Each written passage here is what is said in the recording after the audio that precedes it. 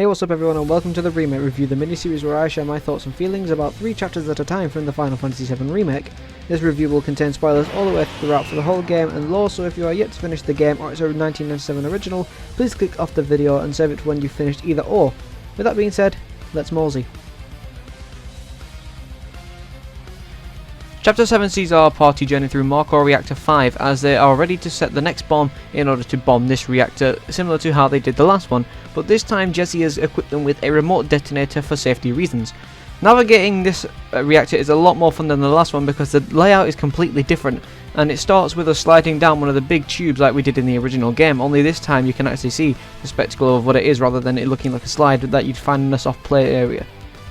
We navigate through the Marco reactor and we actually see the airbuster in a little like holder thing as it's being prepped for battle, as it is only a prototype, as we hear Heidegger say later. So to see the airbuster now is actually kind of nice, because those who don't know what's going to come next know that this is, you know, they can just see it and they're like, that's a big robot, but then later on when they find out they're going to fight that thing, they're going to think to themselves, oh shit, that's a nice teaser. But obviously it's not as impactful for those who know what's coming, but I suppose it's a nice, you know, cool little Easter egg that they can look at and then just point out. But as they put the bomb down and make their, what should I say, are ready to make their escape, the ladder to get out raises and Heidegger makes his appearance through the form of a holographic message. He informs Avalanche that they are basically screwed, in other words, because they're going to deploy this prototype on them that's going to wipe them out in front of millions of people in Midgar, which obviously they're not quite happy with that, so they decide to use the doors that have recently opened for the shock troopers, and they make their way out. We climb through the back entrance of the Marco reactor, similar to what, you know, how it's laid out in the Marco reactor we bombed in chapter 1. Only this time this one is littered with enemies and more pathways. The cool part about this chapter though is that as you go through it, you have means to basically de-equip the airbuster. So as you enter these rooms, you need key cards to put into these key panels, which you can use one of them to take away a weapon from the airbuster, whether that be a bomb, AI programming code that makes the airbuster faster or whatnot, or an M unit. So the fact that they're giving you options to customize this boss fight to, you know, be used at your own pace, and you want to make it easy for yourself in one way or another, is really nice, because we don't have this option in the original. So whatever you think is best for you to, you know, whether you want to get it done faster, whether you want to make a spectacle out of it, etc., it's yours to customize essentially.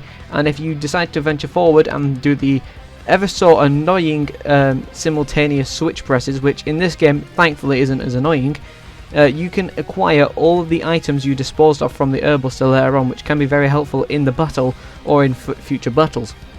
But of course, Destiny plays its course, and we find ourselves on the catwalk outside of the reactor, which is where President Shinra makes his holographic appearance, similar to Heidegger did before switching over to Heidegger.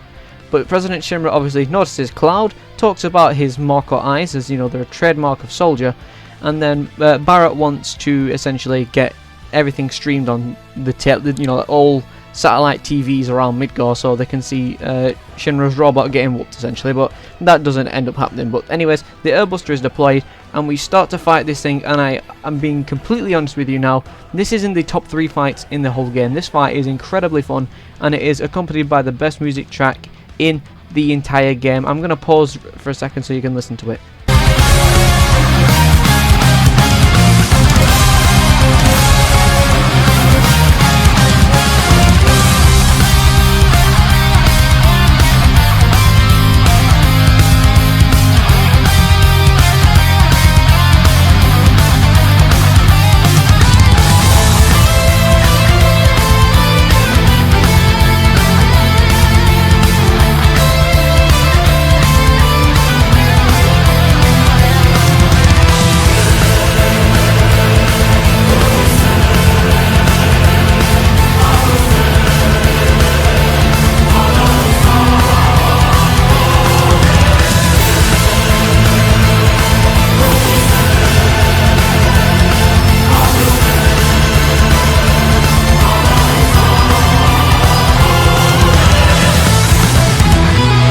As you can probably tell by that little preview, yeah, this track is absolutely incredible, and it's my go-to track for whenever I want to listen to anything from video games from now on. It used to be Counter-Attack from Xenoblade 2, but this takes the cake. This is probably my favourite track from any video game ever. It's so good. So, like, it's just it's music to my ears, quite literally and figuratively. If you want a full analysis on what makes this song so great, I highly recommend you guys check out Alex Mukala's video on that, because he is a professional music creator and he is also a Final Fantasy fan. He analysed this song and he went into detail about what makes it so good and why it's also his favourite track. It's a great video, and it doesn't require any musical knowledge to understand what he's talking about. So if you want to give that video a watch, if you're curious about this song and why it's so good, if you don't get the appeal straight away, just go watch that video. It's fantastic. Anyways, the cast beat the airbuster as normal, and Cloud is left hanging onto a pole from one of the bridges, and it seems to be the end for Cloud, as obviously the reactor blows up and he makes his fall to the Sector 5 slums. But this time we're giving some lore into how he actually survives, rather than just a miracle from the flower bed. He actually uses the grappling gun that Biggs gives the cast before entering the reactor, which is great use of that because you can see it on Cloud's person throughout the entire fight and everyone else's person as well. So it's nice that these things actually come into play. But anyways, he uses the grapple gun, which obviously isn't enough to keep him suspended in the air because he does fall down. And once the screen blacks out, Chapter 5 begins. Chapter 5 starts as Cloud is in some sort of a void, talking to himself, which, by the way, when that, his other self steps onto screen, at first I thought it was Zach, because the way that Cody Christian changed his, well, he didn't change his voice, but the way he toned his voice down, it just sounded a lot like Rick Gomez to me, and I was thinking to myself, oh my god, is that Zach? I was freaking out because Zach's my favourite character, essentially.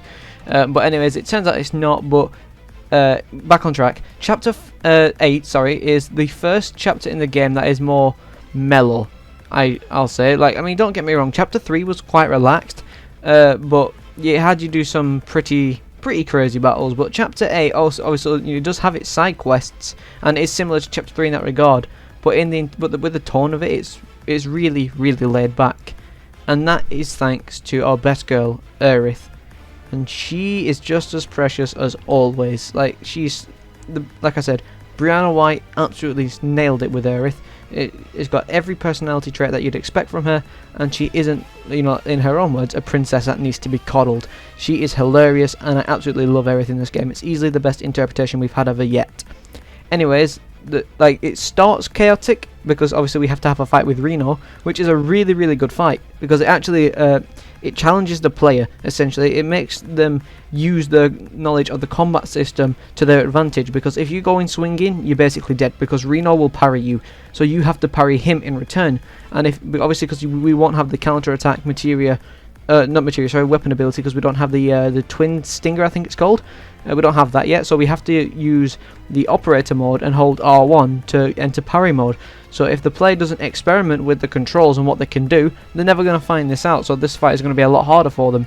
Now, while magic does have some effect on Reno, this is the most efficient way to take him down, and the fight is really fun. It lasts a good while as well, and it is relatively challenging. Reno kicked my ass a few times before I managed to actually defeat him, but that's because I wasn't using the combat to my advantage. I wasn't using what I knew to take him down. I was just trying to go in head first, which is obviously the biggest mistake you can make in this fight, and that's why I keep saying why the combat is so good in this game. They expect you to use everything you have rather than just make it a button masher, like most people are saying it is. But once Reno is down, we do some rooftop hopping with Aerith until we end up in the Sector 5 slums, and just exploring. I'm not some princess who needs to be coddled. Shit. The music that accompanies the Sector 5 Slums Hollow Skies is one of my favourite tracks in the game, as is Reno's. But it just sets the tone for Sector 5 so well. It uses them. It's kind of a contrast between Sector 7, and Sector 5, because Sector 7 uses the main theme of Final Fantasy 7 from the original, orchestrated, but this one uses the main theme of Final Fantasy 7 Remake, which is Hollow, by Survive Said the Prophet, which is a great song, by the way, and it makes it into this smooth guitar thing. It's really peaceful. You can feel the peaceful vibe, and it's just great. It really does set the atmosphere.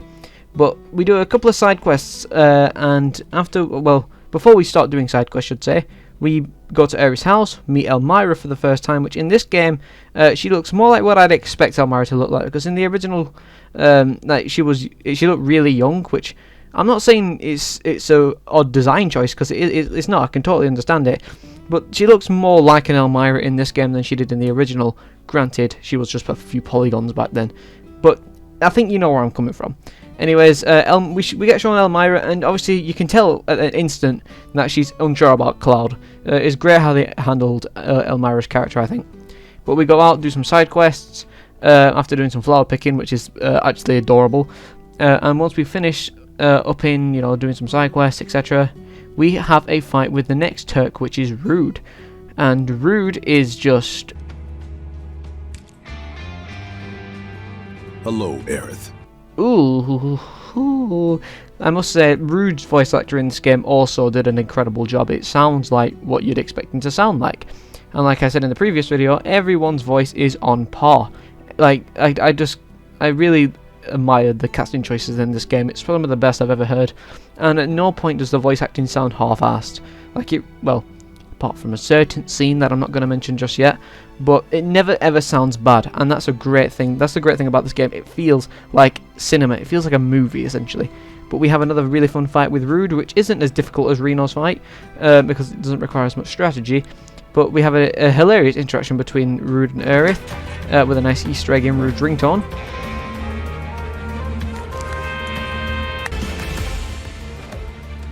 Please, just leave us alone.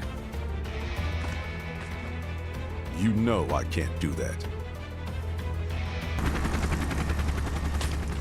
Go home and stay there. You know I can't do that.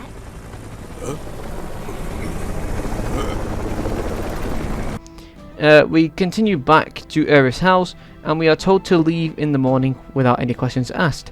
So we have to sneak out of the house in a little side mini game where you have to not knock over anything in front of your door, which I swear to God there was not there the first time we visited the house, and it's basically impossible simply because the control. Like, I don't mind the control in this game. I think it's great. It feels realistic, but that can be a bit of a disadvantage sometimes because you can feel really slippery and heavy, which can make this segment a little bit of a bitch if you don't just wiggle your way through it the first time, which the first time I tried this, I ended up knocking over everything 3 times in a row, so they basically give me a free pass after that.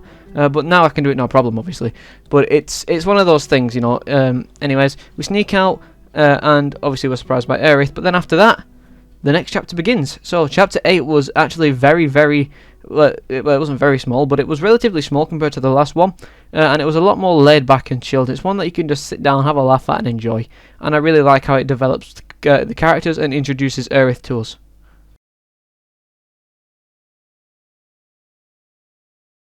Chapter 9 is easily the chapter that everyone wanted to see the most, that has played the original game, as Chapter 9 is home to Wall Market. If you don't know what Wall Market is, it is essentially a place in the slums that you can just essentially do whatever you want. It's the Vegas of the slums, just minus the casinos and shit.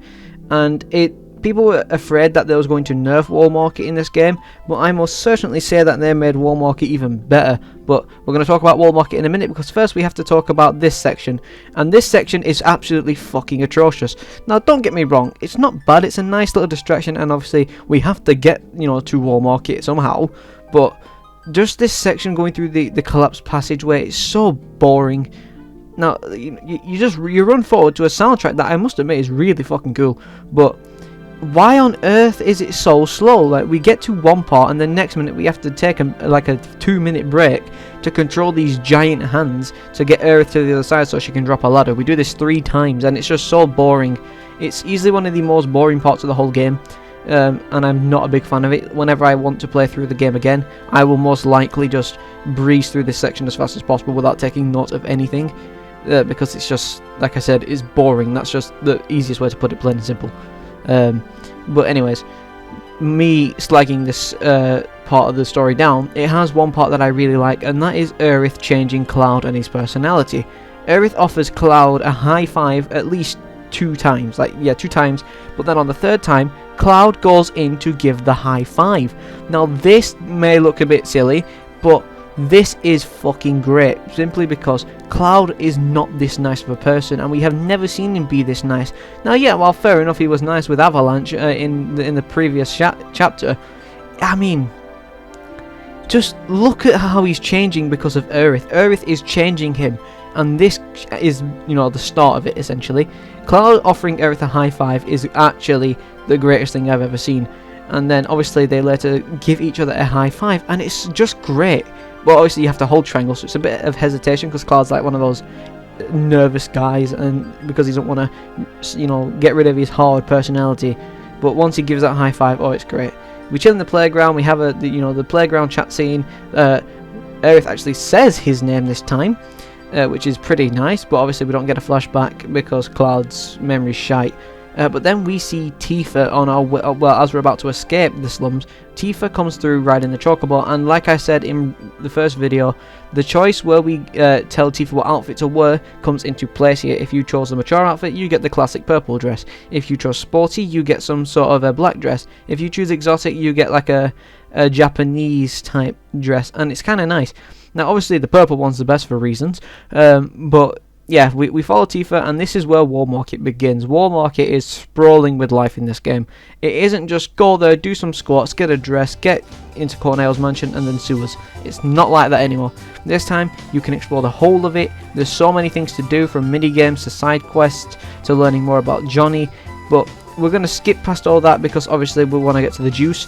So we meet the trio, which is Madam M, Chocobo Sam, and Andrea Rodea. They basically give you the letter of approval to get into Corneo's edition for the next title of Mrs. Corneo.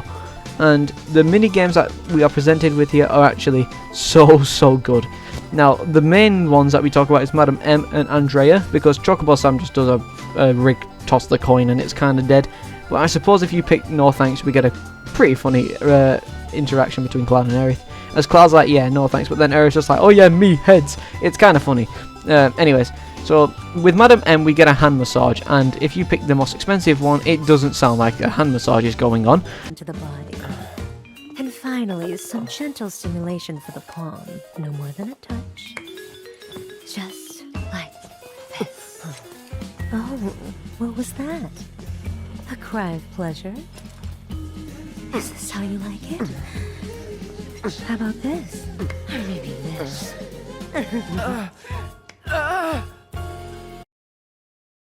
Well, she basically says after the massage that we should enter the tournament, and if we win, we get 1,000,000 gil to give Aerith a dress.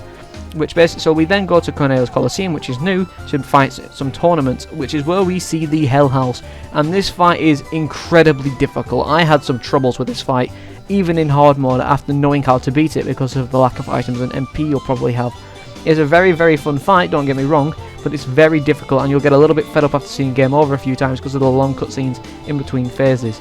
But the fight's great. Cloud and Aerith high five at the end of it as expected, you know, and it's obviously great because they're just going for it straight away. And then after that, we go. Obviously, we venture out and do some little side quests, if you please, including squats, and then Aerith comes back in her dress. And then, if depending on how many side quests you did in the previous chapter, depends on which dress Aerith is going to have now, which is also a very nice touch.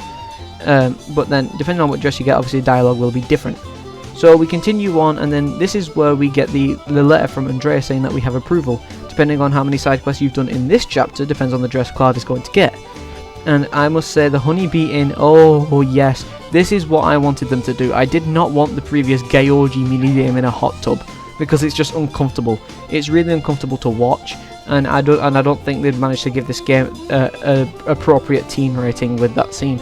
So they changed it to a Honeybee Inn dance scene, and it's hilarious. I'll just put it's quite simple. It's hilarious. But Cloud comes out in his dress with some more hilarious reactions. We sneak into Corneo's mansion. We meet up with Tifa. Wait a minute. Cloud? Is that you? Oh my god, that makeup! And that dress! Nailed it, I know, thank you. Moving on. And then we see Corneo himself, and he is bloody vile. He's disgusting in this game, but the dialogue he presents is actually so funny. This chapter is straight comedy, and I love it so much, but the start of it can fuck right off. Like that, I really wish they'd made the start more fun. If it was, it would have been one of the best chapters in the game because of War Market alone, but obviously the start of the chapter does kind of ruin it. But after a hilarious encounter with Corneo and his goons, Back off. Ooh, This kitten's got claws! I love it! Wait! Don't stop! Tell me what You a bad depraved boy I bastard. am! Yes, I am! Here I come, baby!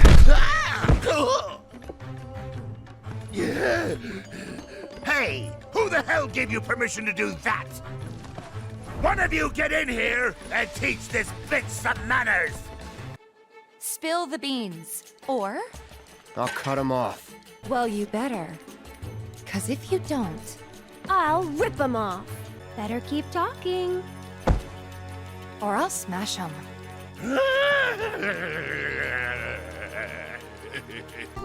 We're essentially sent down into the sewers, and that is where the chapter ends.